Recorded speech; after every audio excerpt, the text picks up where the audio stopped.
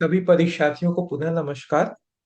जैसा कि पिछले वीडियो में हम हमने डिस्कस किया था कि जीवन बीमा के कानून सिद्धांत, ये जो थोड़ा लंबा चैप्टर है तो इसको अलग से हम एक वीडियो में कवर करेंगे।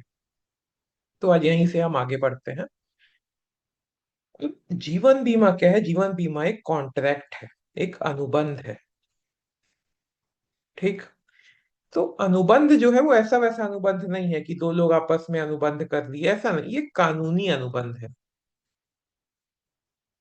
मतलब ये कानून द्वारा लागू है। तो अब ये कानूनी अनुबंध की कुछ विशेषताएं होती हैं। कुछ उसमें रूल्स लागू होते हैं, कुछ सिद्धांत लागू होते हैं। तो वो हम देखेंगे कि वो क्या होते हैं इस कानूनी अनुबंध में। सबसे पहले तो ये देखिए कि इस कानूनी अनुबंध के तत्व क्या होते हैं, मतलब क्या क्या रहता है इसमें। तो सबसे पहले तो प्रस्ताव होगा। प्रस्ताव मतलब कोई किसी को प्रस्ताव देगा, उसमें सामने वाला स्वीकृति देगा। एक प्रतिफल होना चाहिए, मतलब प्रस्ताव में, अनुबंध में कुछ रिटर्न होना चाहिए। अगर जीवन बीमा के बारे में बात करें तो क्या है रिटर्न? बीमा, बीमा धन। जो रिटर्न में उसको मिलेगा, जो बोनस मिलेगा, वो सब रिटर्न है। दोनों पक्षों के बीच समझौता होना चाहिए। समझौता कैसा? दबाव वाला नहीं, स्वतंत्र सहमति होनी चाहिए। ठीक। पक्षों की क्षमता भी होनी चाहिए कि मतलब अगर कोई 50 लाख का बीमा ले रहा है तो उसकी क्षमता भी होनी चाहिए 50 लाख का बीमा लेने की। बिना उस क्षमता के हम उसको नहीं दे सकते। उसकी वैधता भी होनी चाहिए, मतलब कब से कब तक ये बीमा वैध होगा। ठीक। अब इसी में स्वतंत्र सहमति में हम आते हैं कि स्वतंत्र सहमति कब मानी जाएगी? जब दबाव नहीं हो, अनुचित प्रभाव नहीं हो, धोखाधड़ी नहीं हो, गलत बयानी नहीं हो, यहाँ तक कि गलती भी नहीं हो। ठीक। तो दबाव का मतलब क्या होता है? दबाव का मतलब होता है, अगर हम बीमा की भाषा में देखें, हम कानूनी अनुबंध की भाषा में देखें, तो कोई आपराधिक कारण से, आपराधिक साधन से, कोई माध्यम से कोई दबाव डाल रहा है तो उसको हम बोलते हैं दबाव। अनुचित प्रभाव क्या होता है? जबकि मतलब कोई किसी से अनुचित लाभ लेने की क्षमता कोई रखेगा, जैसे एक बॉस अपने कर्मचारी से रख सकता है। कोई क्या बोलते हैं, कोई भी इंपॉर्टेंट पर्सन अपने से, जिससे उसको काम निकलवाना है, वो रख सकता है। तो वो अगर उससे कुछ अपने फायदे का कुछ अनुबंध साइन कराता है तो वो अनुचित प्रभाव में आएगा। ठीक, वो दबाव में नहीं आएगा। दबाव वो भी है, पर अगर इस IC 38 की भाषा में देखें तो दबाव में बस वही चीज आएगा जिसमें आपराधिक साधन शामिल हो, मार डालना, किडनैप करना, ये सब। ठीक। धोखाधड़ी, गलती तो आपको पता ही है क्या होता है। अब बीमा अनुबंध के कुछ मौलिक सिद्धांत होते हैं। मौलिक सिद्धांत। मौलिक सिद्धांत मतलब क्या होता है? कोई भी बीमा होगा उसमें ये मौलिक सिद्धांत रहेंगे ही रहेंगे। इनके बिना अगर मौलिक सिद्धांत नहीं रहेगा तो बीमा नहीं होगा। ठीक। तो मौलिक सिद्धांत सबसे पहला क्या है? परम सद्भाव, या अटमोस्ट गुड फेथ भी बोलते हैं इसको। परम सद्भाव। परम सद्भाव का मतलब क्या होता है कि मुझे अगर मैं बीमा लेने जा रहा हूं, कोई भी बीमा, अगर मैं बीमा लेने जा रहा हूं तो जो जो कंपनी मुझसे सवाल पूछेगी उसके मैं सही सही जवाब उसको दूंगा। मतलब मान लीजिए मैं अपनी कार का बीमा कराने जा रहा हूं, तो कार कितने किलोमीटर चली है, कब मैं उस कार को खरीदा था, अ, क्या कभी उस कार का एक्सीडेंट हो चुका है कि नहीं, है ना, कुछ मैंने उसमें मॉडिफिकेशन कराए हैं कि नहीं। तो ये सब मुझे सही सही उस कंपनी को बताने हैं। अगर मैं जीवन बीमा लेने गया तो मेरा ब्लड प्रेशर कितना है, मेरा हाइट वेट कितना है, मेरी आय कितनी है ना, बीमा आय के हिसाब से लेते हैं, मेरी आय कितनी है, मेरा क्या बोलते हैं उम्र कितनी है, ये सब मुझे सही सही, मुझे पहले से कोई बीमारी तो नहीं है, मेरा कोई ऑपरेशन तो नहीं हुआ है। ये सब चीजें मुझे सही सही बीमा कंपनी को बताना है। ठीक, जो कि फॉर्म में मैं लिखता हूँ। ये हो गया परम सद्भाव। दूसरा है,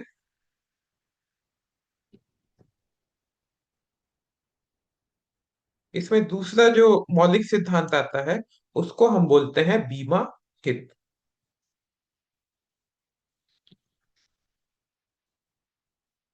बीमा हित, या इसको कई जगह बीमा योग्य हित भी बोलते हैं। ठीक। बीमा योग्य हित क्या होता है, इसको मैं अगर देखूं तो सिंपल सी बात है। अगर किसी आदमी का बीमा होगा तो वो बीमित व्यक्ति हुआ। बीमित व्यक्ति का अगर ये नहीं रहेगा जब, तो इसका पैसा किसको मिलेगा? इसके नॉमिनी को। ठीक। अब जो बीमित व्यक्ति और नॉमिनी का रिश्ता है, वो ऐसा होना चाहिए कि जो बीमित व्यक्ति है उसकी मृत्यु होने पे नॉमिनी को आर्थिक नुकसान होना जरूरी है। नहीं तो वहां पे बीमा हित नहीं होगा। बीमा हित तभी होगा जब बीमित व्यक्ति की मृत्यु होने पर नॉमिनी को आर्थिक रूप से नुकसान हो। सिर्फ क्या बोलते हैं, सिर्फ इमोशनली नहीं, फाइनेंशियली भी नुकसान होना जरूरी है। नहीं तो क्या होगा, मान लीजिए मैं रास्ते चलते किसी का भी बीमा करा दिया, मुझे फर्क ही नहीं पड़ रहा है उस आदमी का। अगर बीमा हित नहीं होगा, मैं किसी का भी बीमा करा दूंगा रास्ते चलते। 10,000 दे दिया, अगर सामने वाला मरेगा तो मुझे क्या बोलते हैं 50 लाख रुपए मिलेगा। तो ये तो जुआ हो गया। तो बीमा जुआ ना बने, बीमा जो है वो जुआ ना बने, इसलिए बीमा हित होना, बीमा हित विद्यमान होना हर बीमा में जरूरी है। अगर बीमा हित नहीं होगा तो बीमा वो कहलाएगा ही नहीं। वो क्या होगा, वो जुआ होगा। ठीक, समझ में आया? आगे देखें। तो अब कौन कौन हो सकता है नॉमिनी, कौन हो सकता है? किसको फाइनेंशियल, मतलब किसको आर्थिक रूप से लॉस हो सकता है एक बीमित व्यक्ति के नहीं रहने पर? उसके माता पिता को हो सकता है। 2 सेकेंड ना, मेरी पेन काम करना बंद कर दी।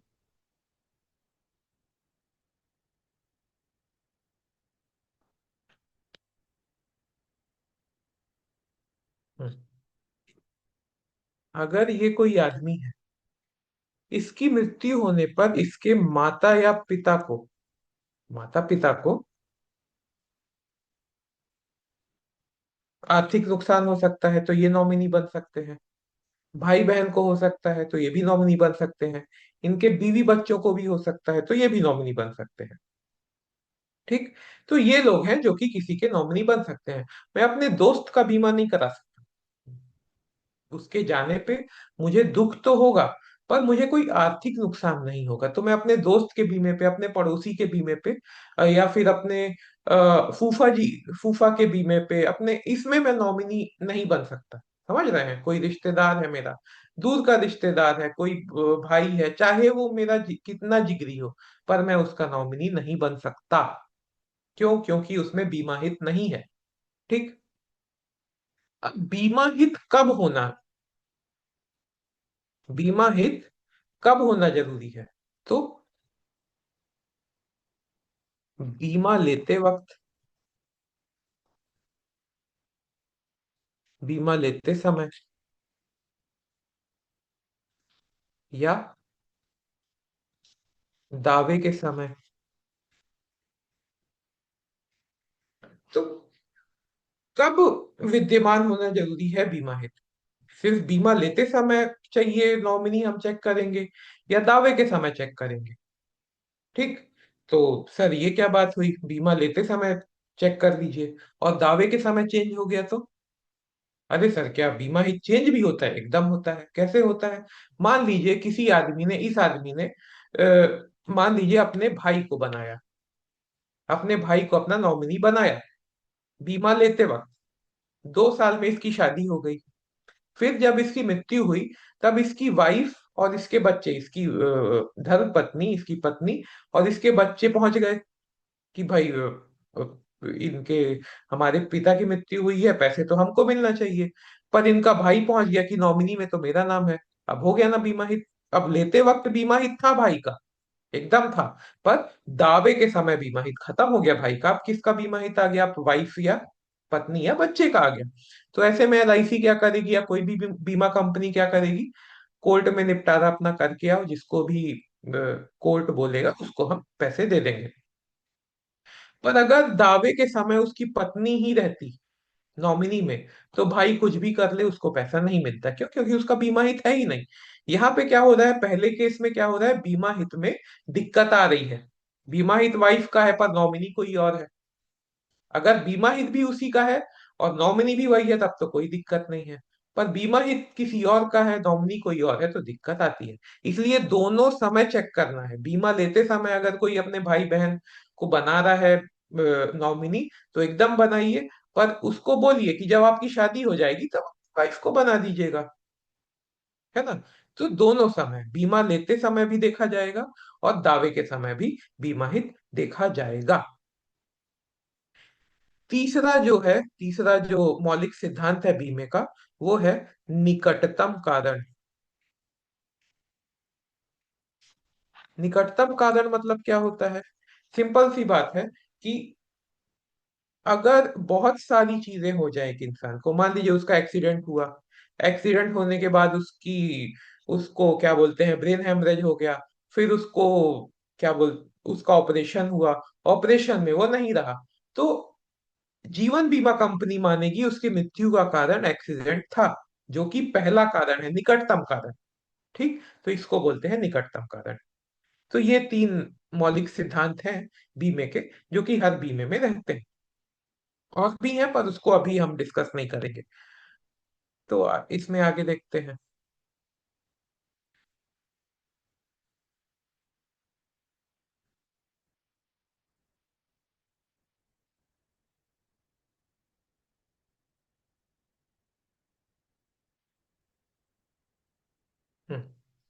निम्नलिखित में से कौन सा विकल्प दबाव का उदाहरण है? जो क्या मैं बताया था, दबाव क्या होता है, जिसमें आपराधिक कदम शामिल हो।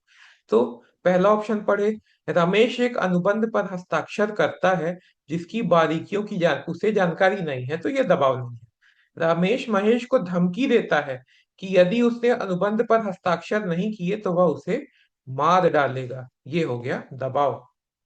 रमेश अपनी प्रोफेशनल वरिष्ठता पद का उपयोग करते हुए महेश से अनुबंध पर हस्ताक्षर करा लेता है, तो ये क्या है, ये अनुचित प्रभाव में आएगा, ये दबाव नहीं है। ठीक। रमेश गलत जानकारी देते हुए अनुबंध पर महेश से हस्ताक्षर करवा लेता है, ये तो धोखाधड़ी हो गई। ठीक, आगे देखते हैं। निम्न में से कौन सा विकल्प रमेश द्वारा बीमित नहीं किया जा सकता? तो रमेश का घर एकदम कर सकता है, रमेश की पत्नी कर सकता है, रमेश के मित्र नहीं कर सकता, रमेश के माता पिता कर सकता है। तो इसमें क्या पूछ रहे हैं, नहीं किया जा सकता, तो कौन सा ऑप्शन आएगा? तीसरा। आगे देखते हैं। किसी वैध अनुबंध का कौन सा तत्व प्रीमियम से संबंधित रहता है? प्रीमियम मतलब जो कि कस्टमर दे रहा है। अब कस्टमर जितना प्रीमियम देगा उसको उतना रिटर्न मिलेगा, उसको उतना ज्यादा बीमा मिलेगा, तो प्रतिफल। प्रतिफल संबंधित, प्रीमियम से संबंधित सीधे सीधे रिटर्न रहेगा। कौन सा इसमें से गलत बयान से संबंधित होता है जो बिना किसी धोखाधड़ी पूर्ण इरादे से दिए गए हैं? तो गलत बयानी। गलत बयान से क्या आ गया? गलत बयानी। इनमें से किसमें आपराधिक साधन के माध्यम से लागू दबाव शामिल होता है? तो दबाव। अब जीवन बीमा अनुबंधों के संबंध में निम्न में से कौन सा सत्य है? सत्य खोजना है। वे मौखिक अनुबंध है, यही गलत हो गया। मौखिक ही गलत हो गया। मौखिक नहीं होता है, लिखित होता है। दूसरा पढ़े वे मौखिक है, ये भी गलत हो गया। तीसरा पढ़े बहुत लंबा है, बाद में पढ़ेंगे। वे दांव या फिर शर्त लगाना अनुबंध के समान है, तो शर्त वाला भी नहीं होगा। तो ये तीन गलत हो गए, तो ये सही हो गया तीसरा वाला। क्या लिखा है? भारतीय अनुबंध अधिनियम 1872 की आवश्यकताओं के अनुसार वे दो पक्षों, बीमाकर्ता और बीमित के बीच अनुबंध है। सिंपल है ना। अब निम्न में से कौन सा अनुबंध के लिए एक वैध प्रतिफल नहीं है? वैध प्रतिफल मतलब क्या मैं रिटर्न में अपेक्षा नहीं कर सकता? अगर मैं कोई कॉन्ट्रैक्ट साइन कर रहा हूँ, यहाँ पे वैभव जी बैठे हुए हैं, अगर मैं वैभव जी के साथ कोई एक कॉन्ट्रैक्ट साइन करता हूँ, तो मैं बदले में क्या नहीं चाहूंगा? पैसा चाह सकता हूँ, पैसे के लिए कॉन्ट्रैक्ट मैं कर सकता हूँ, संपत्ति के लिए भी कॉन्ट्रैक्ट कर सकता हूँ, आभूषण के लिए भी कॉन्ट्रैक्ट मैं कर सकता हूँ, रिश्वत के लिए कभी भी कॉन्ट्रैक्ट नहीं कर सकता। तो नहीं है में क्या आ जाएगा? रिश्वत। ठीक। निम्न में से कौन सा पक्ष जीवन बीमा अनुबंध करने के योग्य नहीं है? तो जीवन बीमा कौन नहीं करा सकता? अपना नाबालिग। नाबालिग अपना जीवन बीमा नहीं करा सकता। तो क्या सर नाबालिग का जीवन बीमा नहीं होता? एकदम होता है। तो कैसे होता है? अभी तो आप बोल रहे हैं अनुबंध कराने योग्य नहीं है।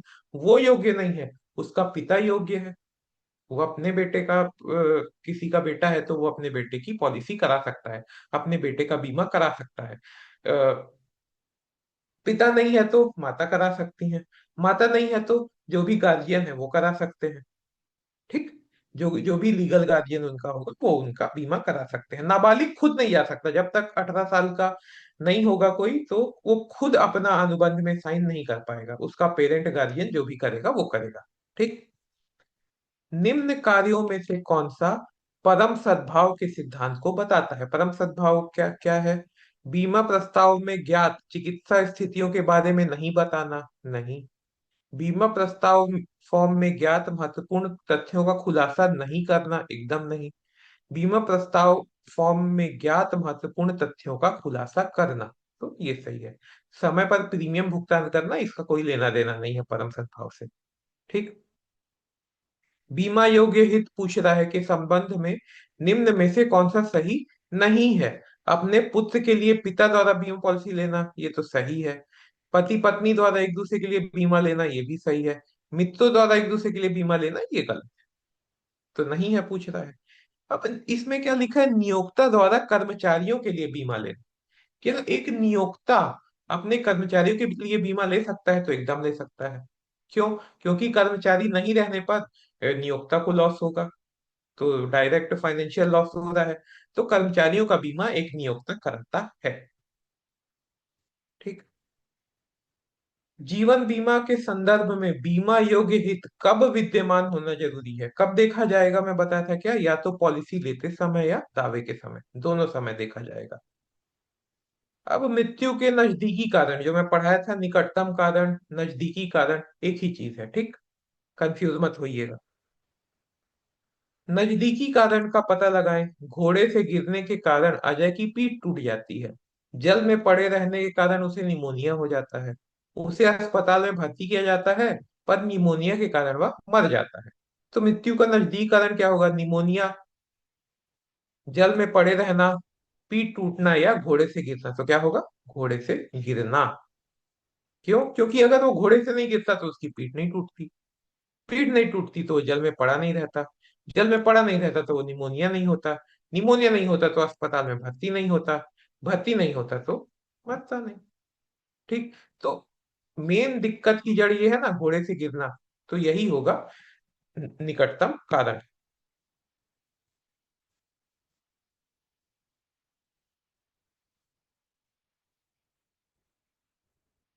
अब एक चीज है मानव जीवन मूल्य। इसको ग्राहक आजीवन मूल्य से कंफ्यूज मत होइएगा। जो पहले पहले लेक्चर में हम क्या पढ़े थे, ग्राहक का आजीवन मूल्य, वो क्या था? एक ग्राहक से हम अच्छा संबंध बना के उससे जीवन भर में कितना फायदा ले सकते हैं। मानव जीवन मूल्य अलग है। मानव जीवन मूल्य या फिर एचएलवी का सिंपल सा मतलब ये है, मान लीजिए कि कोई एक गाड़ी है, एक कार है, उसकी वैल्यू 8 लाख है, उसकी कीमत 8 लाख है।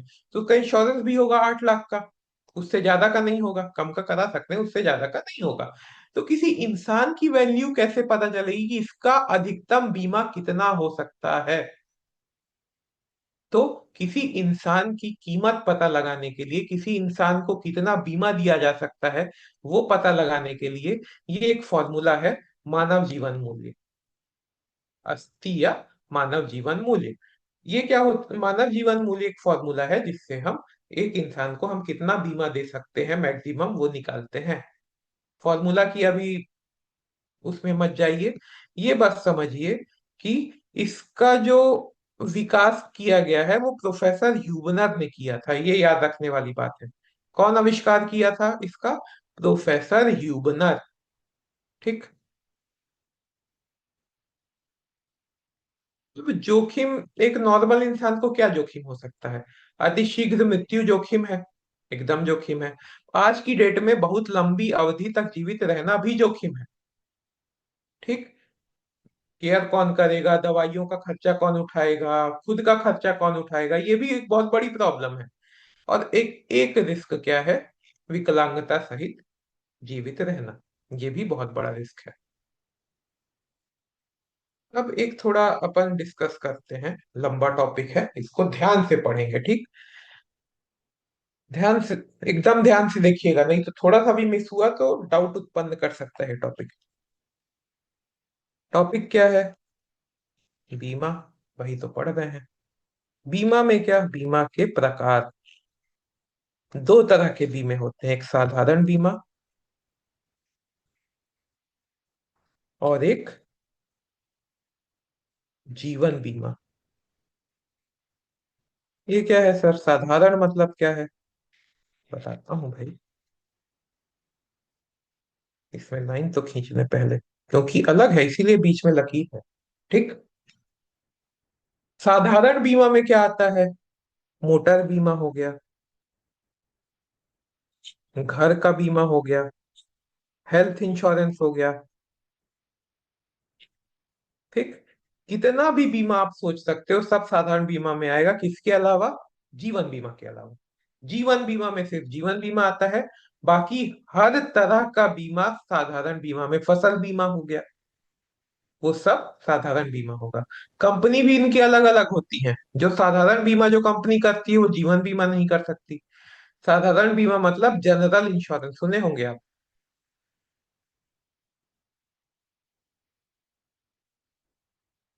जीवन बीमा मतलब लाइफ इंश्योरेंस।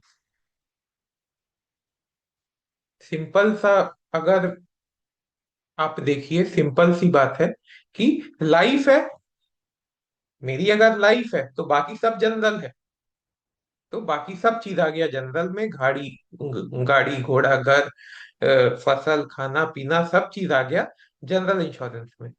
मेरा जीवन आया जीवन बीमा में। ठीक। इसकी कंपनी अलग अलग होगी, जो जनरल इंश्योरेंस जो कंपनी करेगी वो लाइफ इंश्योरेंस नहीं करेगी, लाइफ इंश्योरेंस जो करेगी वो जनरल इंश्योरेंस नहीं करेगी। ठीक। जैसे LIC है, वो बस लाइफ इंश्योरेंस की कंपनी है, जनरल इंश्योरेंस हम नहीं करते। आगे देखते हैं ये दोनों में अंतर क्या है। तो साधारण बीमा है क्या? सबसे पहला पॉइंट, साधारण बीमा, अब इसको समझाता हूं मैं, कि अगर 8 लाख की कार है, 8 लाख की कार है, कहीं मैं जा रहा हूं उस 8 लाख की कार से, उसका बीमा भी 8 लाख का है। ठीक। कहीं पे एक खंबे से टक्कर हुई और एक हेडलाइट फूट गई। अब मैंने पता किया सर्विस सेंटर में कि हेडलाइट की क्या कीमत है, तो वो बोला कि 1,000 रुपए की हेडलाइट लग जाए। अभी जाइएगा मत कि सर इतने की नहीं लगती है, वो सब बात की बात है। 1,000 रुपए की हेडलाइट वो लगेगी। तो मैं इस कंपनी के पास गया कि मेरा तो मोटर इंश्योरेंस है, हेडलाइट मेरी फूट गई है, पैसा दो। तो वो कितना पैसा मुझे देगा? 8 लाख देगा जितने की मेरी कार का बीमा हुआ था, या 1,000 देगा? तो वो 1,000 देगा। मतलब ये क्या किया, खंबे से लड़के मेरी कार में क्या हुई, क्षति, उसको उसने पूर्ति कर दिया। तो ये क्या बीमा हुआ, क्षति पूर्ति संबंधी। ये जो बीमे का अनुबंध है ये क्या है, क्षति पूर्ति संबंधी अनुबंध। मतलब 8 लाख में, 8 लाख का आपकी गाड़ी का बीमा है, अगर 8 लाख तक जितनी भी क्षतिपूर्ति होगी वो कंपनी कर देगी। 1,000, 2,000, 1 लाख, 3 लाख, 5 लाख, जितना भी डैमेज होगा बस वही उतना ही देगी, उससे ज्यादा एक पैसा नहीं देगी। ठीक। तो साधारण बीमा क्या होता है, जितनी क्षति उतना ही पैसा मिलता है, तो क्षतिपूर्ति संबंधी अनुबंध हो जाएगी। अब जीवन बीमा क्या है? जीवन बीमा में तो मृत्यु ही होती है, तो पूरा पैसा मिलता है। पर अगर आज मैं अपना जीवन बीमा कराऊंगा, तो कंपनी तो सिर्फ मुझे एक प्रॉमिस दे रही है, एक वादा दे रही है, एक आश्वासन दे रही है कि कल को आप नहीं रहोगे तो हम आपकी आपकी फैमिली को इतना पैसा देंगे। अब मैं तो आऊंगा नहीं देखने कि ये लोग सही में दिए हैं कि नहीं दिए हैं, तब भी मैं प्रीमियम भर रहा हूं। तो ये लोग मुझे क्या दिए हैं भैया? आश्वासन।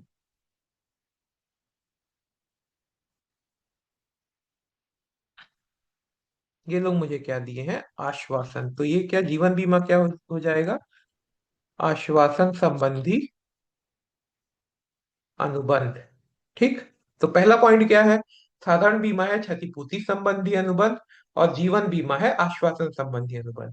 ठीक। दूसरे पॉइंट पे आते हैं।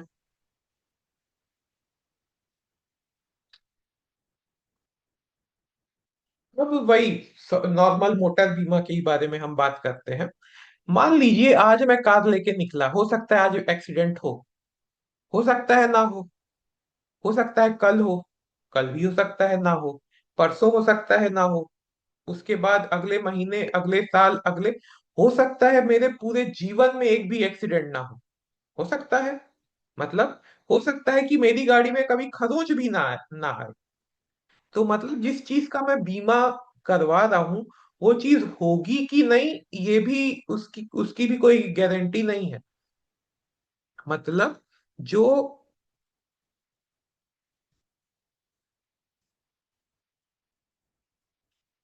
इसमें जो साधारण बीमा के केस में जो घटना है जिसका बीमा हुआ है, वही अनिश्चित है। ठीक। और उसका समय भी अनिश्चित है कि कब होगा ये भी मुझे नहीं पता। समझ गए? जो घटना है वो भी अनिश्चित है, हो कि नहीं हो मुझे नहीं पता। समय भी अनिश्चित है। पर जीवन बीमा के मामले में घटना जो है वो तो निश्चित है। जो आया है वो तो जाएगा। पर बस क्या नहीं पता, कब जाएगा। सिर्फ समय अनिश्चित है। समझ में आया? मतलब दूसरा पॉइंट क्या है? साधारण बीमा के मामले में घटना भी अनिश्चित है, समय भी अनिश्चित है। जीवन बीमा के मामले में घटना निश्चित है, सिर्फ समय अनिश्चित है। ठीक। अब तीसरा पॉइंट है संभावना। जैसे जैसे समय बढ़ेगा, मान लीजिए ये ग्राफ है, यहाँ पे समय बढ़ रहा है और यहाँ पे संभावना है। आज मैं कार लेके निकला तो एक्सीडेंट की उतनी संभावना है, कल लेके निकला तब भी उतनी है, परसों लेके निकला, अगले साल निकला, अगले 5 साल के बाद निकला, उतनी संभावना है। मतलब साधारण बीमा के मामले में ये घटना होने की संभावना समय के साथ बढ़ती नहीं है, उतनी ही रहती है, कम भी नहीं होगी, बढ़ेगी भी नहीं। पर अगर मैं जीवन बीमा के मामले में देखूं, तो समय के साथ जो संभावना है वो बढ़ती जाती है। अगर कोई 20 साल का है तो उसकी मृत्यु की जितनी संभावना होगी, 30 साल वाले की थोड़ा ज्यादा होगी, 50 साल वाले की उससे ज्यादा होगी, 70 साल वाले की उससे ज्यादा होगी, 90 साल वाले की उससे ज्यादा होगी। तो जैसे जैसे समय बढ़ रहा है वैसे वैसे इसमें संभावना या फिर रिस्क बढ़ते जाता है। इसीलिए हम 20 साल का अगर कोई आदमी है, 20 साल कोई आदमी और 50 साल का आदमी है, दोनों हमारे पास सेम बीमा लेने आए, एक ही बीमा लेने आए, तो हम 50 साल वाले से ज्यादा प्रीमियम लेंगे, 20 साल वाले से कम प्रीमियम लेंगे। क्यों? क्योंकि 50 साल वाले का रिस्क ज्यादा है। जो आयु होती है वो मृत्यु दर से जुड़ी होती है। आयु जो होती है वो मृत्यु दर से जुड़ी होती है, इसलिए हम जिसकी जितनी ज्यादा आयु उसकी उतनी ज्यादा हम इसीलिए हम उससे उतनी ज्यादा प्रीमियम लेते हैं। ठीक। ये समझ में आया? आगे देखते हैं। तो ये बीमा के दो, जो साधारण बीमा और जीवन बीमा है, इसमें 3 पॉइंट है जो कि इसको अलग अलग करते हैं, तो ये आप समझ लिए। अब जीवन बीमा में भी दो तरह है। होते हैं। क्या?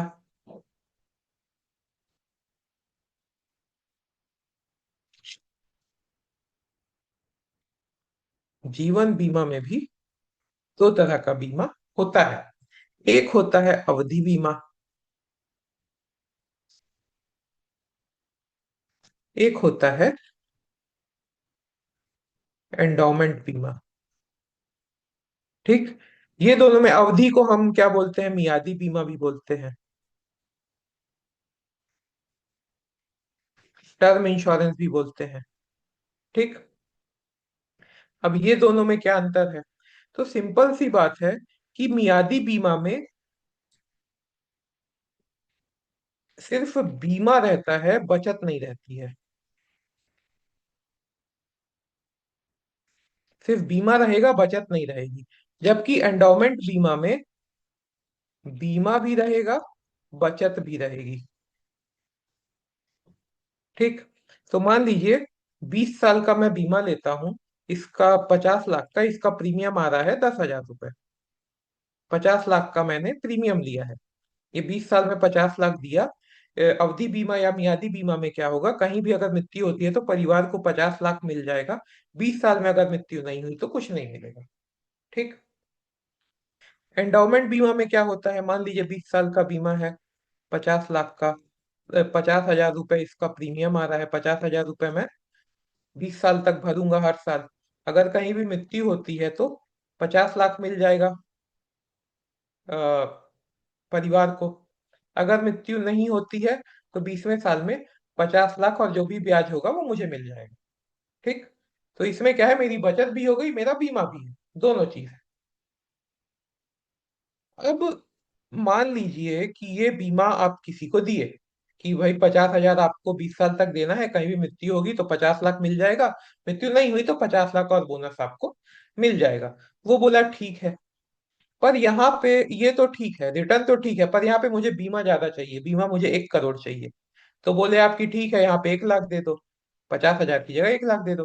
बोला नहीं, प्रीमियम में ज्यादा नहीं बढ़ा सकता, पर मुझे बीमा ज्यादा चाहिए। रिटर्न ठीक है, रिटर्न आप मत बढ़ाओ, बीमा बढ़ा दो। तो आप क्या कर सकते हो?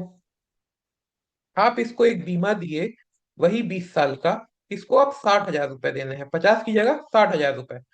50 लाख का इसका बीमा है, कहीं भी इसकी मृत्यु होती है तो इसको 1 करोड़ रुपए मिल जाएंगे इसके परिवार को। और 20 साल तक ये रहता है तो 50 लाख प्लस बोनस जो भी ब्याज है इसको मिल जाएगा। इसमें क्या किए अपन, ये दोनों बीमा को मिला के उसको दे दिए। इस मियादी बीमा को 10,000 का ये है, 50,000 का ये है, ये 50,000 के बीमे पे इसको हम चढ़ा के दे दिए तो 60,000 का प्रीमियम आ गया इसका। मृत्यु के अगर मृत्यु होगा तो 50 लाख इसका, 50 लाख इसका, 1 करोड़ मिल जाएगा। और अगर मृत्यु नहीं होगी तो इसमें तो कुछ मिल ही नहीं रहा है, 50 लाख इसमें मिल गए तो इसको वो चीज मिल गई। ठीक। मतलब मैं मियादी बीमा को दो तरह से दे सकता हूँ। कैसे? एक तो नॉर्मल, नॉर्मल मियादी बीमा सीधा सीधा मैं बेच दिया। दूसरा जो बीमा है मियादी बीमा, वो मैं राइडर के रूप में दे सकता हूँ। राइडर मतलब जैसे कोई हॉर्स राइडर है तो मतलब वो घोड़े के ऊपर चढ़ा हुआ है। बाइक राइडर मतलब बाइक के ऊपर चढ़ा हुआ है। वैसे ही राइडर के रूप में, टर्म राइडर के रूप में जो हम मियादी बीमा देते हैं वो एंडोमेंट बीमा के ऊपर चढ़ा होता है। ठीक। तो क्वेश्चन आए तो लिख दीजिएगा, टिक लगा दीजिएगा कि मियादी बीमा को दो तरह से दे सकते हैं, एक मियादी बीमा और एक राइडर के रूप में। ठीक। आगे देखते हैं। अब जो मियादी बीमा है वो एक तरह का और होता है जिसमें प्रीमियम उतना ही रहता है। मान लीजिए 10,000 रुपये प्रीमियम है, 20 साल का बीमा है। ठीक। तो पहले 5 साल इसका बीमा रहेगा 50 लाख का। फिर 5 से 10 साल इसका बीमा कम होके 40 लाख का हो जाएगा। फिर 10 से 15 साल इसका बीमा कम होके 30 लाख का बचेगा। 15 से 20 साल तक इसका बीमा 20 लाख का बचेगा और 20 में फिर आखिरी हो जाएगा। तो इसको हम क्या बोलते हैं? प्रीमियम उतना ही है पर बीमा धीरे धीरे घटता जा रहा है। इसको हम बोलते हैं घटता या धरता मियादी बीमा। ठीक, घट रहा है धीरे धीरे या धर रहा है धीरे धीरे, तो इसको बोलते हैं हम घटता या धरता मियादी बीमा। इसका एक एग्जाम्पल है, क्या है? मान लीजिए मैंने लिया लोन। लोन कितने का? 50 लाख का। ये मुझे 20 साल में ये लोन का रीपेमेंट करना है। तो पहले मेरा लोन भी था 50 लाख का, मेरा बीमा भी हो गया 50 लाख। ठीक। आने वाले 5 साल में मैंने 20 लाख भर दिए, 30 लाख का लोन बचा, बीमा भी बचा मेरा 30 लाख। 10 साल में मैंने 10 लाख और भर दिए, लोन बचा 20 लाख, मेरा बीमा भी बचा 20 लाख। 15वें साल में मेरा लोन बचा 10 लाख, बीमा भी बचा 10 लाख। 20 साल में पूरा लोन भी खत्म, बीमा भी खत्म। इसका क्या फायदा हुआ? इस लोन पीरियड में कभी भी अगर मृत्यु होगी तो जितना मैं भरा हूं उतना तो ठीक, बाकी पैसा इंश्योरेंस से चला जाएगा, बाकी पैसा बीमा से चला गया। इसको क्या बोलते हैं? बंधक मोचन बीमा। ठीक। बंधक से बचाने वाला बीमा। तो ये बंधक मोचन बीमा क्या है? घटता या धरता मियादी बीमा ही है। तो अगर क्वेश्चन पूछे कि घटता या धरता मियादी बीमा का एक एग्जाम्पल बताओ, तो किसमें टिक करोगे? बंधक मोचन बीमा।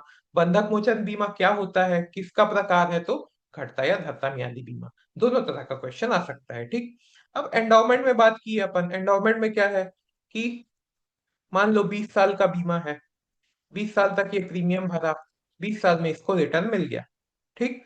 अब हो सकता है कि अ, सामने वाला पार्टी को, यार मुझे एक साथ रिटर्न नहीं चाहिए, मुझे बीच बीच में भी कुछ कुछ चाहिए। बोले ठीक है ले लो, 5 साल में कुछ रिटर्न ले लो, 10 साल में ले लो, 15 साल में ले लो। तो ये क्या हो गया? ये हो गया money back. Money back policy. Money back क्या है? एंडाउमेंट का ही एक रूप है। मान लो कस्टमर बोले, यार 20 साल तो ठीक है, पर 20 साल मुझे एक साथ मत दो, मुझे ये पेंशन के रूप में जीवन भर देते रहो। तो ये क्या हो गया? आजीवन बीमा। ये भी क्या है? एंडाउमेंट का ही रूप है। ठीक। तो मनी बैक और आजीवन बीमा एंडाउमेंट के ही रूप हैं। ठीक। तो इसमें ये समझ में आया आपको अवधि बीमा या मियादी बीमा और एंडाउमेंट के बीच में अंतर। ठीक। एंडाउमेंट को बंदोबस्ती भी बोलते हैं, ये याद रखिएगा। बंदोबस्ती या एंडाउमेंट बीमा। ठीक। समझ में आया? अब ये मोटा मोटी आपका पूरा हो गया है। थोड़ा बहुत मतलब जो इधर उधर की जानकारी है ये मैं एक वीडियो में और डाल दूंगा, तो वो आप देख लीजिएगा। बाकी मोटा मोटी हमारा कंप्लीट हो गया है ना? आप बीमा के बारे में समझ गए। कहीं भी डाउट हो तो एक बार और देख लीजिएगा वीडियो। मेरा नंबर आपके पास है, कभी भी मुझे कॉल कर लीजिएगा अगर कहीं भी समझ में नहीं है। व्हाट्सएप